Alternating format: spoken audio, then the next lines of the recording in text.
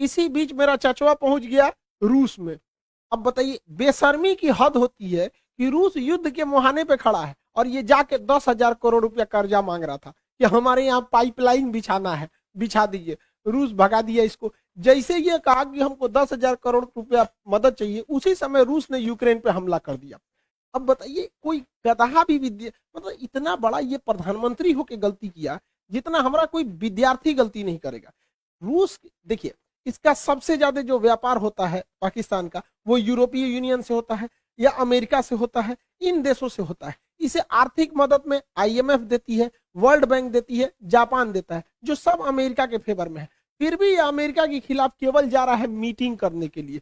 किस लिए? क्योंकि जो बाइडेन ने जब से शपथ लिया इसको फोन नहीं किया है, तो उनको जलाने के लिए गया था। अरे गधा कहीं का, ये सास बहू का झगड़ा हो रहा है क्या कि तुम जलाने के लिए गए थे? 10,000 करोड़ गए थे मांगने, अमेरिका ने इनके ऊपर पेनाल्टी ठोक दिया, 4 अरब डॉलर का पेनाल्टी ठोक दिया इनके ऊपर। बहुत अच्छा हुआ, एक वो हाथ मिलाने गए थे, हो गया, यहाँ पर कांड हो गया। और दूसरा एफएटीएफ में अब ये ग्रे लिस्ट से चल जाएंगे ब्लैक लिस्ट में। जिस दिन ब्लैक लिस्ट में चल जाएंगे ना, बर्बाद हो जाएंगे, यहाँ पर पूरी तरह से चौपट हो जाएंगे। वहां पे आज भी पाकिस्तान में 12,000 रुपए का गैस सिलेंडर पड़ रहा है। अब 12,000 रुपए में गैस सिलेंडर पड़ रहा है, जिस दिन ये एफएटीएफ के ब्लैक लिस्ट में जाएंगे ना, उस दिन ये 20,000 चल जाएगा। आईएमएफ पे अमेरिका का दबाव है, वर्ल्ड बैंक पे अमेरिका का दबाव है। अमेरिका घुसिया गया है ये मीटिंग देखकर कि चोट्टा तुमको इसी बीच में जाना था। यहाँ पर कौन गधा है रे तुम्हारे यहाँ सुरक्षा सलाहकार? ओकरा कोनो बुद्धि नहीं है क्या? इतना बेवकूफी तो कोई नहीं करेगा। इसने क्या किया है? सांड को लाल कपड़ा दिखाया है। मिला क्या है इसको कि रूस ने, राष्ट्रपति ने कहा था कि जो हमारे पास आएंगे उनको कोरोना का आरटीपीसीआर टेस्ट कराना पड़ेगा। दुनिया का सबसे महंगा टेस्ट इन्हीं का हुआ है। गए हैं, आरटीपीसीआर टेस्ट कराए हैं, हाथ मिलाए हैं, मिला कुछ नहीं है, उल्टे 4 अरब रुपया का इनके ऊपर पेनाल्टी ठोक दिया। यानी आरटीपीसीआर का रेट इनका 4 अरब डॉलर बन गया। अरे यार, तुम्हारे देश की जनता सुन रहे, तुम्हारे यहाँ कोई बढ़िया बताने वाला नहीं है क्या? टीचर उचर नहीं है तुम्हारे यहाँ? तो इसको 2-4 हाथ देने लायक है। तो बिगड़ गया है मेरा। अमेरिका ने भारत पर दबाव बनाया कि यूएनओ में आप हमारा सपोर्ट कीजिए, क्योंकि भारत 2 साल के लिए यूएनओ के अस्थायी सदस्य है यहाँ पर। अब इसमें भारत ने वोट ही नहीं दिया, कहा कि ना हम रूस की ओर से ना यूक्रेन की ओर से। तो रूस ने कहा थैंक यू भैया, तुमने नहीं दिया, बहुत अच्छा हुआ। चाइना ने भी कहा हम भी वोट नहीं देंगे। यूएई ने कहा हम भी नहीं देंगे। अमेरिका कह रहा है ये तुम काहे लिए ऐसा बोल रहा है? अब यूएई, ऐसे अरब देश ज्यादातर अमेरिका के फेवर में होते हैं, फिर भी यूएनओ में अरब देश ने इनका साथ नहीं दिया। तो ये सोचने वाली बात है कि आखिर ऐसा क्यों हुआ। तो समझिए इसके पीछे का मेन रीजन क्या है। देखिए, सऊदी अरब, यूएई जो है यहाँ पर स्थित है।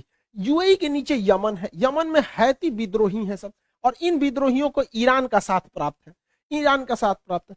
अगर यूएई रूस के खिलाफ जाएगा तो रूस की दोस्ती है ईरान से, वो ईरान को फोन करेगा, ईरान हैती विद्रोहियों को फोन करेगा, हैती विद्रोही यूएई को बजा देगा सब पकड़ के। तो एक रीजन ये है। दूसरा रीजन ये है कि ईरान के पास भी पेट्रोलियम है, रूस के पास भी पेट्रोलियम है और यूएई के पास भी पेट्रोलियम है। तो इन्हें दोस्तों को साथ में रख के पेट्रोलियम के लेवल को, मतलब प्राइस को कंट्रोल करने में भी मदद मिलेगी। अमेरिका इजराइल पर भी दबाव बना रहा है कि इजराइल यहाँ पर सीरिया में बम्बार्डमेंट कर दे ताकि रूस का ध्यान भटक जाए, लेकिन इजराइल ऐसा करने से मना कर दिया।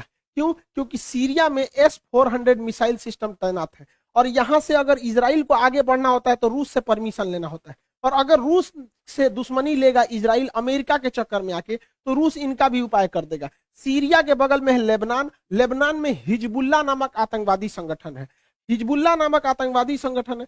अब इजराइल की दुश्मनी है ईरान से, रूस कहेगा ईरान को कि तुम अपना सारा आतंकवादियों का हथियार सीरिया में भेजो। अब सीरिया से वो जाएगा लेबनान में, और लेबनान में उस हथियार को लेगा हिजबुल्लाह, और वो मारेगा इजराइल को। तो इजराइल ने कहा कि देख भैया, रूस जो है ना सबका उपाय रखा है। इस मिडिल ईस्ट में कोई चूचाई करता है ना, तो रूस सीधे किसको करता है? ईरान को करता है, और ईरान सबको कंट्रोल करके रखता है।